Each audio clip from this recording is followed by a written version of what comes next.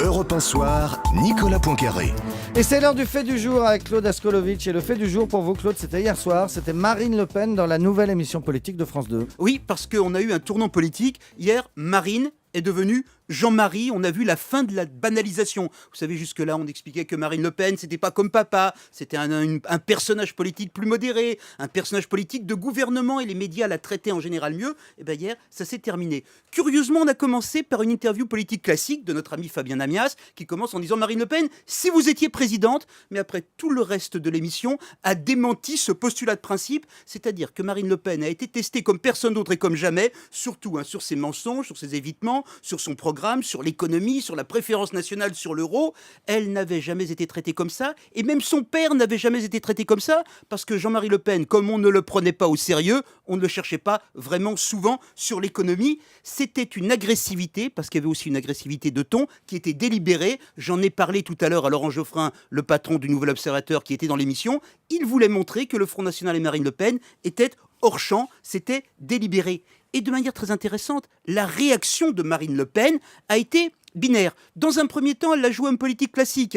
Elle a biaisé, elle a menti, on lui montrait quelque chose de son programme, elle disait que ça n'y était pas, puis brusquement elle a compris ce qui se passait, et là, elle est devenue agressive, elle a posé à la victime, elle a expliqué que les syndicats français étaient vendus sans doute à l'étranger, elle a expliqué que Cécile Duflot, la patronne des Verts, n'avait rien compris, elle a expliqué que sa biographe Caroline Fourest était une menteuse, et que Laurent Geoffrin faisait partie de la caste. Bref, Marine a fait du Le Pen ce qu'elle ne faisait pas si souvent jusqu'à présent. Est-ce que vous appelez une révélation, Claude Askolovitch? Est-ce que vous pensez que ça va la gêner à l'avenir? Écoutez, pas forcément de manière immédiate en termes électoraux, parce qu'il y a des clients pour le discours anti-système, pour le tous pourri, pour la xénophobie, pour le retrait des allocations familiales aux travailleurs étrangers. Et puis Marine Le Pen a du talent, donc sur la thématique de son père, pourquoi pas? Mais cela met fin à un mythe, le mythe du Front National de gouvernement. C'est un enjeu réel, parce que comme Marine Le Pen est sur des thèmes qui existent ailleurs, le rejet de l'Europe, le rejet de l'euro, la défense des travailleurs dans la mondialisation, ça commençait à prendre. Dupont-Aignan, gaulliste, explique qu'il prendrait des ministres du Front National si jamais il était au pouvoir. Ça a peu de chances d'arriver, mais en tout cas, ça ne reviendra pas.